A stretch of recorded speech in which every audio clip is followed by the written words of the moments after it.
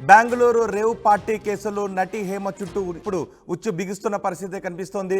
ఇప్పటివరకు రేవ్ పార్టీకి నాకు సంబంధం లేదు, నేను అసలు బెంగళూరులో లేను, నేను హైదరాబాద్లో ఉన్నాను, బిర్యానీ వండుకుంటున్నాను, హైదరాబాద్లోనే ఉన్నాను, నేను ఒక ఫామ్ హౌస్లో చిల్ అవుతున్నాను అంటూ చెప్పుకుంటూ వచ్చిన హేమ ఈరోజు బెంగళూరు పోలీసుల విచారణ ముందు హాజరవుతారా లేదా అనేది సందిగ్ధంగా మారింది. హేమ సహా 8 మందిని ఇవాళ విచారణకు పిలిచారు సెంట్రల్ క్రైమ్ బ్రాంచ్ పోలీసులు. ఇవాళ 10 గంటలకు బెంగళూరు సిసిబి ముందు హాజరు కావాలి అని ఆదేశాలు జారీ చేశారు. అయితే ఇవాళ విచారణకు హేమ వెళతారా లేదా అనే దానిపై ఉత్కంఠ కనిపిస్తోంది.